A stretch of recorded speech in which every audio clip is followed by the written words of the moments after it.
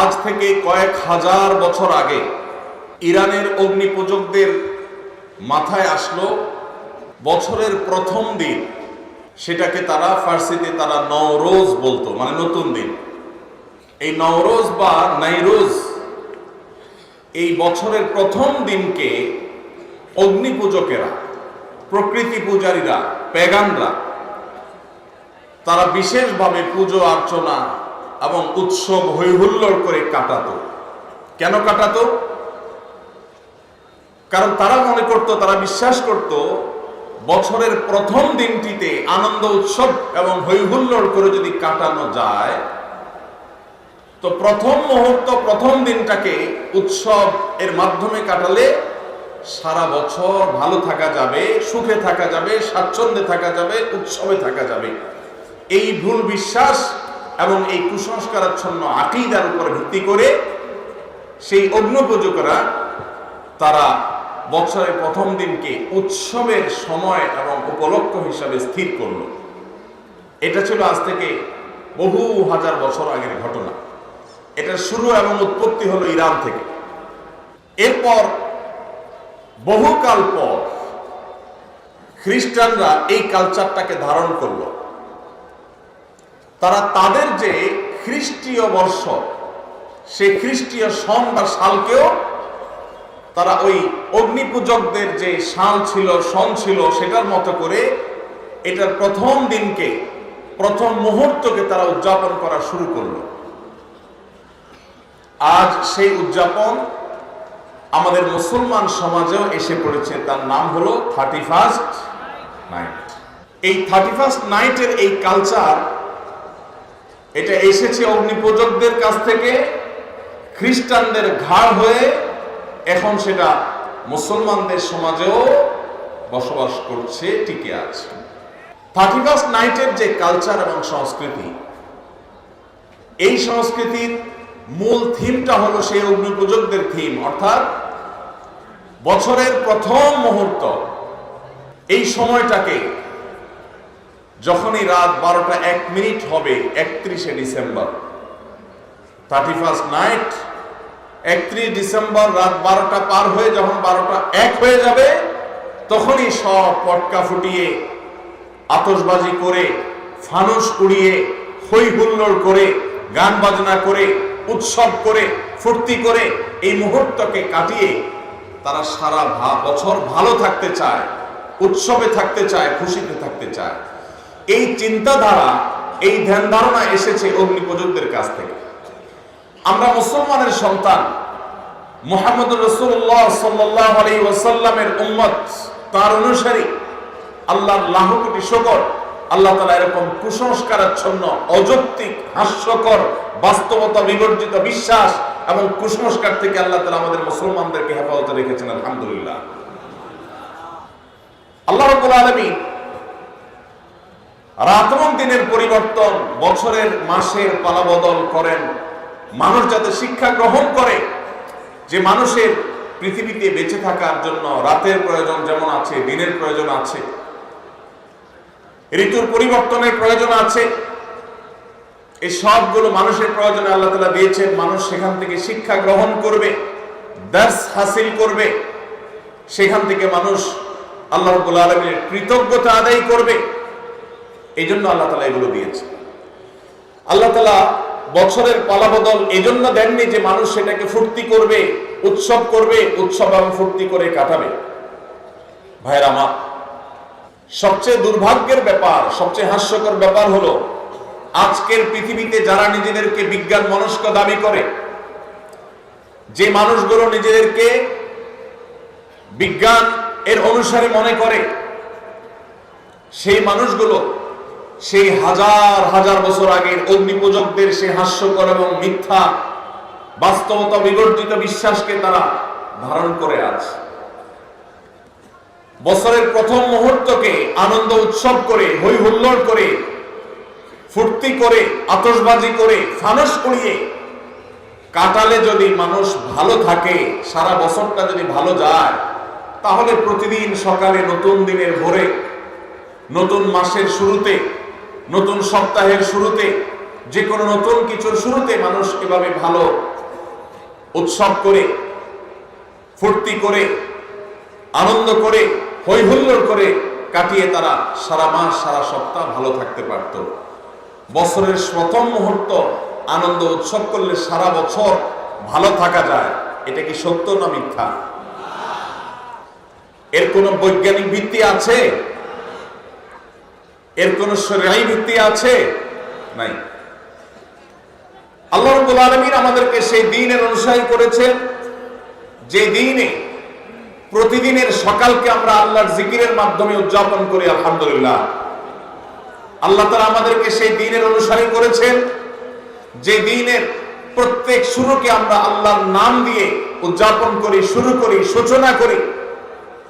আল্লাহ রাব্বুল আলামিন এই সমস্ত কুসংস্কার থেকে আমাদেরকে, আমাদের সমাজকে হেফাজত থাকার তৌফিক দান করুন। ভাইরা আমার,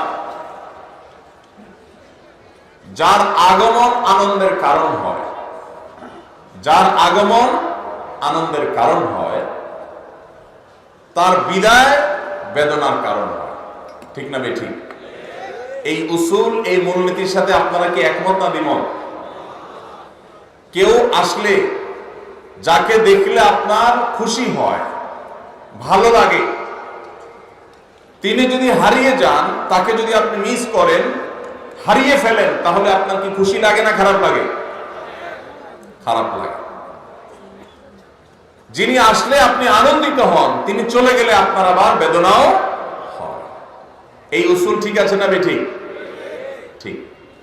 নতুন বছর এটা আসলে যদি আমাদের খুশি হতে হয়, উৎসব করতে হয়, হৈ হুল্লোড় করতে হয়, আতশবাজি করতে হয়, ফানুস উড়াতে হয়, পটকা ফুটাতে হয়, গান বাজনা করতে হয়, তাহলে বছরের, নতুন বছরের আগমন যদি আনন্দের কারণ হয়, যেই 12টা 1 মিনিটে নতুন বছরকে তুমি বরণ করেছো হে যুবক, তার 1 মিনিট আগেই তো একটি বছর পরিসমাপ্ত হয়েছে, বিদায় নিয়েছে।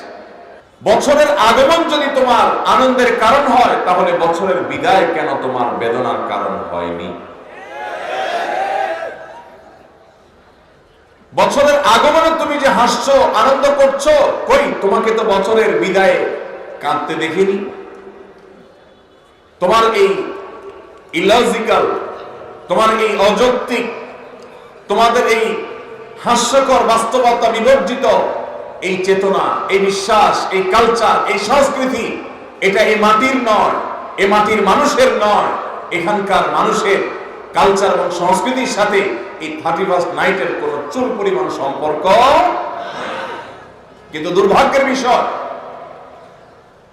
গত কয়েক বছর, বেশ কয়েক বছর ধরে আমাদের দেশে এই 31st নাইটের এই কালচারকে আমদানি করা হয়েছে, স্টাবলিশ করা হয়েছে, প্রতিষ্ঠিত করা হয়েছে, এটাকে নার্সিং করা হয়েছে, এটাকে পরিপালন করা হয়েছে, এটাকে নানাভাবে প্রচার করা হয়েছে, প্রচারণা করা হয়েছে, সমাজের রন্ধ্রে রন্ধ্রে এটাকে ছড়িয়ে দেওয়া হয়েছে।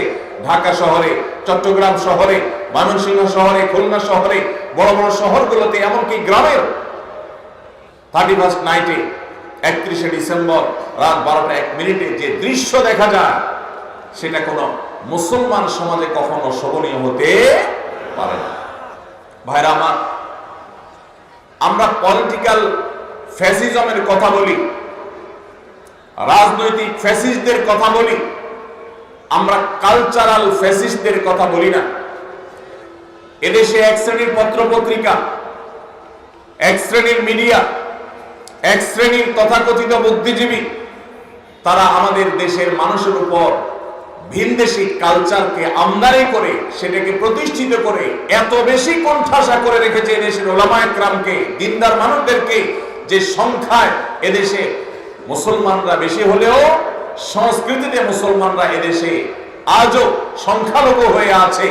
আমরা সংখ্যাতে অনেক বেশি হলেও আমাদের কালচারে, আমাদের সংস্কৃতিতে আমরা সংখ্যালঘুর মতো। আমাদের উপরে চাপিয়ে দেওয়া হচ্ছে ভিনদেশী সংস্কৃতি। এই 31st নাইটের এই কালচারকে নানাভাবে দেখবেন পত্রপত্রিকাতে, এক্সেলে, মিডিয়াতে এটাকে আমাদের সমাজে প্রতিষ্ঠিত করা হয়েছে এবং এখনো হচ্ছে। সময় এসেছে এই অনাচারের বিরুদ্ধে আমাদের তীব্র প্রতিবাদ গড়ে তোলা। বেশি দিন আগের কথা নয়, মাত্র 2 বছর আগে ঢাকার দুটি মর্মান্তিক ঘটনা আমাদের চোখের পানি এনে দিয়েছিল। তার একটি হলো মায়ের কোলে থাকা দুধের শিশু 31st নাইটের বিকট আওয়াজে, পটকার বিকট আওয়াজে, আতশবাজির বিকট আওয়াজে সে দুধের শিশু মারা গিয়েছিল। বিষয়টা আদালত পর্যন্ত গড়িয়েছিল, কিন্তু বিচারহীনতার এই দেশে ওই ঘটনার দায় কাউকে নিতে দেখা যায়নি, কাউকে কোনো দোষী সাব্যস্ত করতে দেখা যায়নি। ঠিক একই সাথে আরেকটি মর্মান্তিক ঘটনা ঘটেছিল, তা হলো একজন অসহায় নারী, তিনি তার সারা জীবনের সঞ্চয়কে একত্র করে ছোট্ট একটা প্লাস্টিকের কারখানা করে নিজ বাড়িতে প্লাস্টিকের আসবাবপত্র তৈরি করে ছাদের উপর সেগুলো মেলে রেখেছিলেন। এই 31st নাইটে আতশবাজির আগুন উড়ে এসে তার ছাদের উপর থাকা সেই প্লাস্টিকের উপরে পড়ে তার সমস্ত প্লাস্টিকগুলোকে পুড়ে ছাই করে ফেলেছে। এই যে মায়ের কোলে থাকা শিশুর মৃত্যু আর একজন অসহায় নারী উদ্যোক্তার সর্বস্ব হারিয়ে যাওয়া, আতশবাজির আগুনকে অপরাধীর কাঠগড়ায় দাঁড় করিয়ে চিরতরে নিষিদ্ধ করার বিচার করবার জন্য এই দুইটি ঘটনা কি যথেষ্ট নয়? কিন্তু ভাইরা, প্রতি বছর প্রশাসনের ভাইরা, পুলিশ, বিভিন্ন সেক্টরে যারা আইন শৃঙ্খলা রক্ষা করার দায়িত্বে নিয়োজিত আছেন, তারা প্রতি বছরই প্রায় এই আহাজারি করেন যে 31st নাইট উপলক্ষে কোনো প্রকার পটকা ফুটানো যাবে না, আতশবাজি করা যাবে না, ফানুস উড়ানো যাবে না। প্রতি বছরই তারা হাহাকার করেন, আর্তনাদ করেন। এই বছর তারা ইতিমধ্যে ঘোষণা জারি করেছে যে 31st নাইট উপলক্ষে কোনো ফানুস উড়ানো যাবে না, কোনো আতশবাজি চলবে না, কোনো ফটকা উড়ানো চলবে, বাজানো চলবে না। কিন্তু কে শুনে কার কথা? ঢাকার মতো, চট্টগ্রামের মতো এবং অন্যান্য বড় বড় জেলা শহরগুলো যেগুলো আছে, সমস্ত শহরের মতো যেই জায়গাগুলোতে বৈদ্যুতিক তার আমাদের মাথার উপরে জালের মতো বিছানো আছে, এই আতশবাজির আগুন যেই কোনো সময়, যেই কোনো এলাকায় শত শত হাজারো মানুষের আগুনে পড়ে ছাই হওয়ার কারণ হওয়ার আগেই এই 31st নাইটের এই অপসংস্কৃতিকে ঝেঁটিয়ে আমাদের সমাজ থেকে বিদায় করতে হবে। ভাইরা আমার, সংস্কৃতির উৎপত্তি হলো ধর্ম। সংস্কৃতি কখনো অঞ্চল ভিত্তিক হয়, ভাষা ভিত্তিক হয়, ধর্ম ভিত্তিক হয়। কিন্তু এই 31st নাইটের এই কালচার, এটা কোনো ধর্মের মানুষের ধর্মীয় কালচার নয়, এটা এই মাটি এবং এই দেশেরও কালচার নয়। তাহলে ভিনদেশী এই কালচারকে যারা পরম আদরে কদম যত্ন করে এটাকে লালন পালন করেছে, আরেকটি কালচার আসছে 14ই ফেব্রুয়ারি। এই সমস্ত কালচারগুলোকে সমাজে প্রতিষ্ঠিত করা হয়েছে অত্যন্ত সূক্ষ্মভাবে, আমরা অনেকে টেরও পাই নাই। ভাইরা আমার, বিনোদনের নামে, নাটক সিনেমার নামে এই দেশে বিবাহ বহির্ভূত হারাম সম্পর্ক, যেটা এই দেশে আইনত অপরাধ, এদেশের মানুষের ধর্মীয় বিশ্বাসে যেটি অপরাধ, প্রচলিত আইনে যেটা অপরাধ, সেটাকে বৃদ্ধাঙ্গুলি দেখিয়ে প্রতিনিয়ত নাটক সিনেমাতে বিবাহ বহির্ভূত সম্পর্ককে নানাভাবে প্রমোট করা হয়েছে, এটাকে নানাভাবে প্রতিষ্ঠিত করা হয়েছে। বিষয়টা এখন কোন পর্যায়ে গেছে? সোশ্যাল মিডিয়াতে যারা বিচরণ করেন তারা জানেন, মুসলমানের সন্তানরা বফ গফ, বয়ফ্রেন্ড গার্লফ্রেন্ড বলে পরিচয় দিতে ন্যূনতম কোনো হেজিটেশন, ন্যূনতম কোনো অস্বস্তি বা ন্যূনতম কোনো লজ্জা বা কুণ্ঠাবোধ করে না। স্বামী স্ত্রী পরিচয় দেওয়াটা মানুষের জন্য যেমন স্বাভাবিক ব্যাপার, তার চাইতেও বেশি স্বাভাবিক হয়ে গেছে এখন এই তথাকথিত বফ গফ এই পরিচয় দেওয়াটা। এই জিনিসটা এমনি এমনি হয়ে যায় না। এই সমাজের শত্রুরা যারা কিছু হলে বিদেশে পাড়ি জমাবে, সরকারের ঊর্ধ্বতন কর্তৃপক্ষের সাথে বসা এক বৈঠকে বলেছিলাম, দেখেন ভাই, কিছু হলে অনেকে চলে যাবে ভারতে, অনেকে চলে যাবে আমেরিকা, আমরা হুজুররা এই দেশের মাটি ছেড়ে কোথাও যাব না ইনশাআল্লাহ।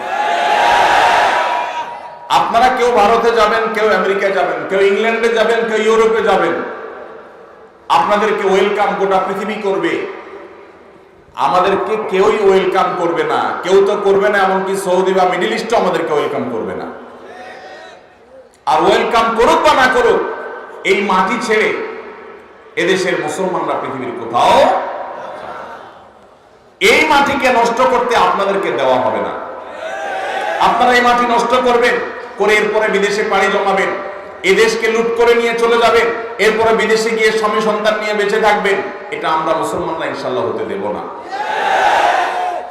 আমাদের এই সমাজকে নষ্ট করে, সেখানে যুবকদেরকে চরিত্রহীন করে, তাদের কাছে জেনা ব্যভিচারকে ডাল ভাত করে দেওয়ার জন্য এদেশের যে সমস্ত নাটক সিনেমাগুলো দায় আছে, বিবাহ বহির্ভূত সম্পর্কের কারণে যত বাবা মার অবাধ্যতার ঘটনা ঘটেছে, যত অসামাজিক কার্যকলাপ হয়েছে, যত ভ্রূণ হত্যা হয়েছে, যত গর্ভপাত, অবৈধ গর্ভপাতের ঘটনা ঘটেছে, যত আত্মহত্যার ঘটনা ঘটেছে, যত শিক্ষার্থীর শিক্ষা জীবন ধ্বংস হয়েছে, ক্যারিয়ার ধ্বংস হয়েছে, তার সবগুলোর জন্য এই দেশে এই বিবাহ বহির্ভূত সম্পর্ককে নাটক সিনেমার নামে, নোবেল উপন্যাসের নামে যারা প্রতিষ্ঠিত করেছে, তারা এই সমস্ত অপরাধগুলোর জন্য দায়ী এবং তাদের বিচার হওয়া উচিত। আজ আমার মুসলমানের সন্তান, আমার যুবক ভাই, সে তার হারাম সম্পর্ক আছে কোন মেয়ের সাথে, সে পরিচয় দিতে তার ন্যূনতম কোনটা হয় না। এক সময় কোনটা হতো, এর দায় আরেকটি জায়গায় গিয়ে পড়ে, সেটা হলো শিক্ষার নামে পাঠ্যপুস্তকের মধ্যে বিবাহ বহির্ভূত সম্পর্ককে স্বাভাবিকরণের একটা প্রচেষ্টা গত কয়েক বছর ধরে চলে আসছে। এটা নিয়ে আমরা কাজ করেছি। বছর দুয়েক আগে একবার সরকারের একটা এজেন্সির সাথে একটা দীর্ঘ বৈঠক হয়েছিল আমার এই বিষয়ে। সেখানে নোট নিয়ে গিয়েছিলাম, বলেছিলাম ভাই বলেন, মুসলমান তো বটে, এদেশের হিন্দু, এদেশের খ্রিস্টান, এদেশের বৌদ্ধ, এদেশের যে কোনো ধর্মের মানুষের অনুসারীরা তারা কি বিবাহ বহির্ভূত সম্পর্ককে অ্যাপ্রিসিয়েট করে কি করে না, এটার উত্তর আমাকে দেন। এদেশের সকল ধর্মের মানুষ বৈবাহিক উপায়ে তারা সংসার করতে, পারিবারিক ব্যবস্থাপনা গড়ে তুলতে তারা অভ্যস্ত। এই কালচারটাই হলো এই মাটির কালচার। এই মাটিতে বিদেশিদের বস্তা পচা সস্তা কালচার আমদানি করে আমার তরুণদের চরিত্রকে নষ্ট করবার অধিকার আপনাদেরকে কে দিয়েছে? দুর্ভাগ্যজনক হলেও সত্য, আজ পাঠ্যপুস্তকগুলোতে শিক্ষার নামে আমরা দেখেছি গত বহু বছর ধরে আমাদের তরুণ তরুণীদেরকে, আমাদের কিশোর কিশোরীদেরকে অবৈধ সম্পর্ক করবার জন্য তাদেরকে নানাভাবে প্ররোচনা দেওয়া হয়েছে, তাদেরকে নানাভাবে উৎসাহিত করা হয়েছে। নবম শ্রেণী জানার জন্য সপ্তম শ্রেণী বইয়ে এই গল্প পর্যন্ত ছিল যে কোন ছেলে স্কুলের কোন মেয়ের সাথে হারাম সম্পর্ক করলে বাবা মা যদি সেখানে বাধা দেয়, তাহলে সেক্ষেত্রে বাবা মার সে বাধা দেওয়া অন্যায়, এটা তাদের নৈতিক, এটা তাদের অধিকার, এটা তাদের চাওয়া। পশ্চিমাদের অনেক ভালো দিক আছে, তারা জ্ঞানে বিজ্ঞানে অবকাঠামোতে অনেক কিছুতে তারা আমাদের চেয়ে এগিয়ে আছে, কিন্তু পরিবার ব্যবস্থাপনায় তারা আমাদের থেকে কতটা পিছিয়ে আছে?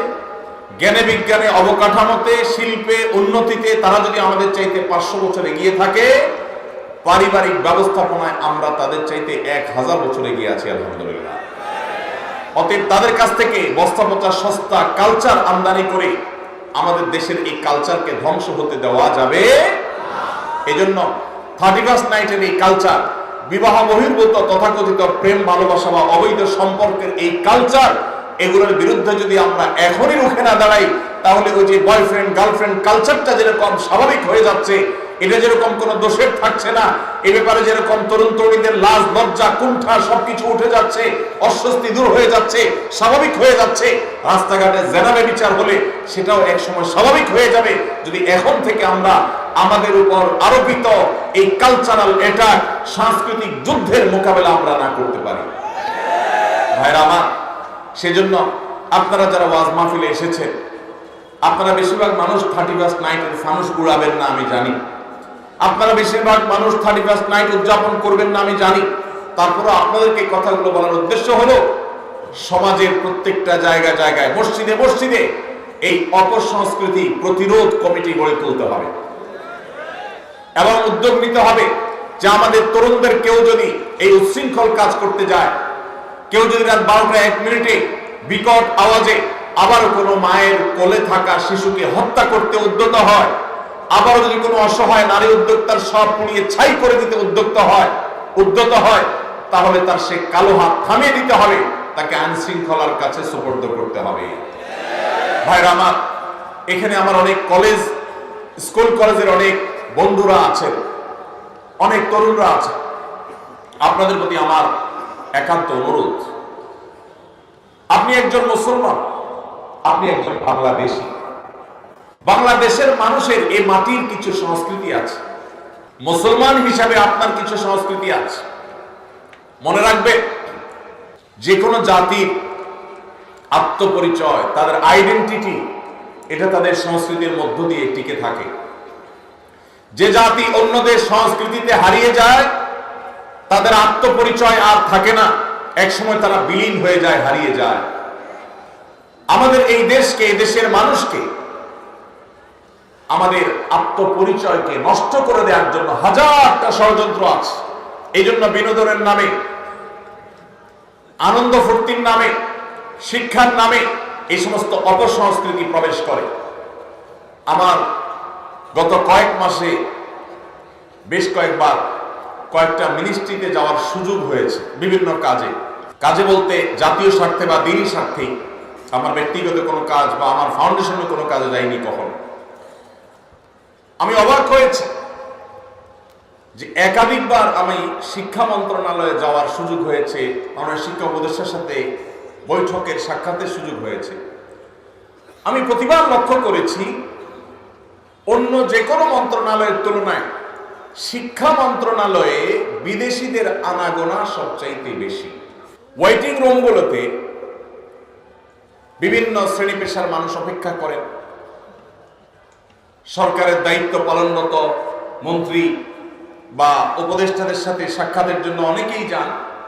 কিন্তু আমি বিস্মিত হয়েছি, যতবার আমি ঢু মেরেছি বা গিয়েছি শিক্ষা মন্ত্রণালয়ে, আমি লক্ষ্য করেছি আমার দেশি ভাইদের চাইতে ভিনদেশীদের আনাগোনা কোনো অংশে কম না, বরং কোনো কোনো ক্ষেত্রে চোখে পড়ার মতো বেশি। আমার প্রশ্ন হলো, আমার দেশের ছেলেমেয়েরা কি পড়বে না পড়বে এটা নিয়ে বিদেশিদের তো মাথা ব্যথার কারণটা কি?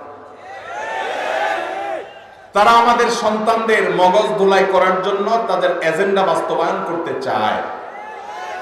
এক শ্রেণীর মিডিয়া, এক শ্রেণীর বুদ্ধিজীবী বিদেশিদের টাকা খেয়ে, তাদের কাছ থেকে বিভিন্ন ফান্ড পেয়ে সেগুলোকে হালাল করার জন্য আমাদের সন্তানদের মনে, মননে, মগজে, চিন্তায়, চেতনায় বিষ ঢুকিয়ে দিতে চায়। আর সে বিষ আজ বিষাক্ত করে আমাদের সন্তানদের চরিত্রকে নষ্ট করে ফেলেছে। আমি একটা কথা প্রায় বলি, চরিত্রে কালিমা লাগেনি এমন তরুণ, এমন তরুণী আজ সোনার হরিণ হয়ে গেছে। গত 10 বছর, 20 বছর, 30 বছর আগেও আমাদের দেশের এত দুরবস্থা ছিল না। আমি এই জন্য যে কথাটি বলছিলাম, আমরা পলিটিক্যাল ফ্যাসিজমের বিরুদ্ধে কথা বলি, কিন্তু কালচারাল ফ্যাসিজমের বিরুদ্ধে আমরা কথা বলি না। আমাদের উপরে যে সাংস্কৃতিক যুদ্ধ চাপিয়ে দেওয়া হয়েছে, আমরা মুসলমানের সন্তান মুখে দাবি করছি, কালিমা মুখে পাঠ করছি, অথচ আমার আচার আচরণে, আমার চিন্তা চেতনায়, আমার মননে, আমার মানসিকতায় ভিনদেশীদের চিন্তা চেতনা এমন ভাবে গ্রাস করে ফেলছে যে আমি নিজেও টের পাচ্ছি না, ধ্বংসের দ্বারপ্রান্তে আমি চলে যাচ্ছি। সেজন্য আমার কলেজ ইউনিভার্সিটির যে সমস্ত বন্ধুরা আজকের এই মাহফিলে আছেন, যারা আমাকে শুনছেন, আপনাদের কাছে আমি বিনীতভাবে অনুরোধ করছি, আমাকে জবাব দিতে হবে না, নিজের বিবেককে প্রশ্ন করুন।